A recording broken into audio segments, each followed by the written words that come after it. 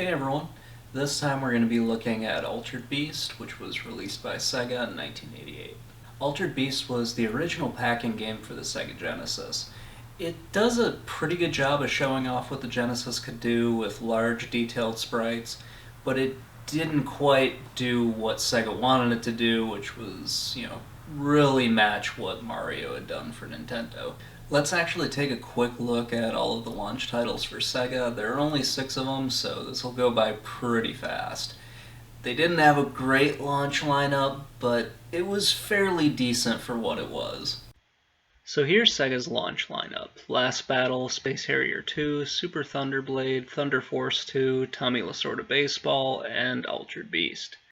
Tommy Lasorda Baseball was the only sports game out of the launch titles. It does a pretty good job of simulating what a baseball game was like. Super Thunder Blade is a really bad version of an arcade game. The arcade game Super Thunder Blade is way better than this. Last Battle is a version of Fist of the North Star. It's not that great, and honestly the Japanese version is a lot better because it still has all the blood. Thunder Force 2 is a top-down free-roaming shooter, and it's a really great game, and in all honesty, it probably should have been the pack-in game. Space Harrier 2 is a pretty fun game. It's basically the original Space Harrier, but with better graphics and a better 3D effect. However, Altered Beast ended up being the pack-in title. It's a pretty good game, and let's get more into it in just a little bit. So in addition to Altered Beast being an arcade game, it was released on the Master System as well as the Sega Genesis. And it was also ported over to a whole bunch of computers. Altered Beast was Makoto Uchinda's first game that he developed as a lead developer. He didn't handle the ports for the Sega Genesis or for the Master System. However, given that the Sega Genesis was based off of the System 16 hardware that was in the arcade game, Uchinda was confident that the Sega Genesis port was going to be perfectly fine. The System 16 hardware was used for other Sega Genesis games like Golden Axe, Shinobi, Fantasy Zone, and a whole bunch of other ones. So while the arcade and the Sega Genesis versions are probably better known, we're going to start by looking at the Master System port, which does kind of deserve to be mentioned in all of this. Because the Master System wasn't based on System 16 hardware, the port did suffer a little bit graphically. However, I think the Master System still did a really good job of getting across what the arcade game was all about.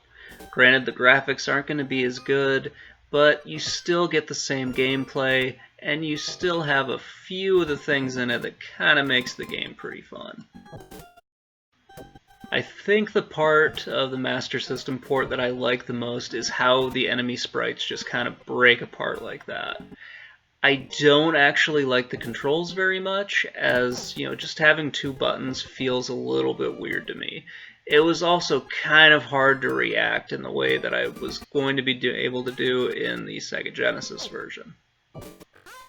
While it is a faithful recreation of the game, it just kind of lacks something that the Sega Genesis was able to pull off. And I think that's being more of a closer to arcade style port than what the Master System was able to pull off. The Genesis version had the advantage of being based on the actual arcade hardware. That gave it a much closer to arcade look, and honestly I feel like it's just a better game overall than the Master System version. Overall, the game is pretty simple. You just move left to right, you get a nice parallax scrolling, or at least the simulated parallax scrolling. It doesn't go too crazy like in some games. But you're just killing zombies and then later killing other weird unnameable creatures as you try to basically save Athena, who's been kidnapped by, I think, a wizard. It's a little weird story, but I like it nonetheless. I think some of the most iconic moments in this game are at the very beginning where Zeus resurrects you and you get the nice rise from your grave. and also the nice scenes where you change into one of the beasts, as you just saw. You change into a few beasts during this game, which is basically how you are able to fight the bosses at the end of each level. If you don't collect all the power orbs, which the blue, I guess kind of Cerberus or cow things drop, then you're not able to fight the boss, and the level will just keep going. Each one of your forms is able to kind of stand out and give you a few different powers that you can really kind of exploit to beat the game. One annoying part is at the end of each level, it takes your power-ups away, so you basically have to repeat this cycle. That's really the only thing that I find kind of annoying with this game and a little bit repetitive, is that each level is essentially the same, up until you get your beast form, where you can do some kind of crazy stuff with it. Personally, I really like the dragon one because it kind of turns the game into like a shooter of some kind. Granted, you have a very big hitbox, but you can kind of exploit more of the game by just staying up above and using your special power pretty much whenever you want to kind of defeat your enemies. Every level. It's not a very long game, and it's not super difficult once you get good at it, but it is one of those games that, gets kind of a bad rap for some weird reason.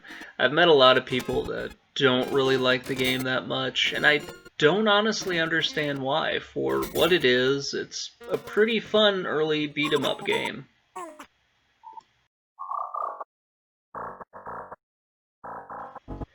So while this game really wasn't able to push Sega over the top and help it compete with Mario early on, it was eventually replaced by Sonic the Hedgehog as the pack-in game.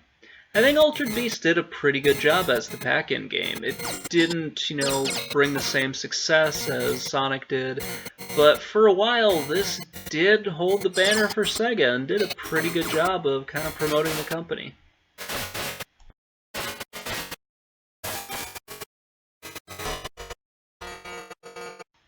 Altered Beast represents what Sega basically was doing early on, and what they ended up doing again with the Dreamcast.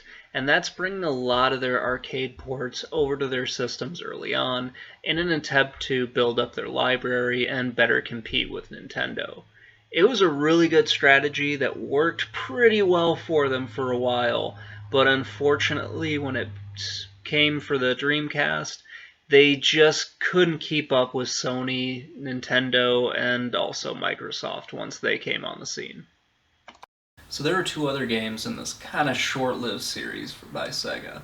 One of them was the PlayStation 2 version, which wasn't released in North America, so unfortunately I don't really have any footage of that. The other was the Game Boy Advance version, which wasn't made by Sega and wasn't published by them. Let's take a look at it. So here's the Altered Beast that was on the Game Boy Advance.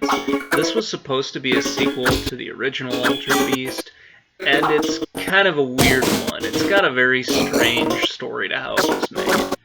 It was published by THQ, and it was made by 3D6 Games.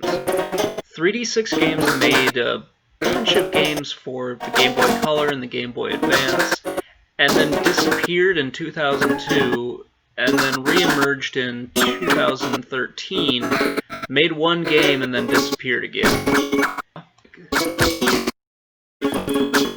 So that's kind of it for the Altered Beast series. I kind of wish there were some more games for this, and I hope that Sega brings it back at some point, but it's been 15 years now, and they seem pretty happy with just releasing it in compilations.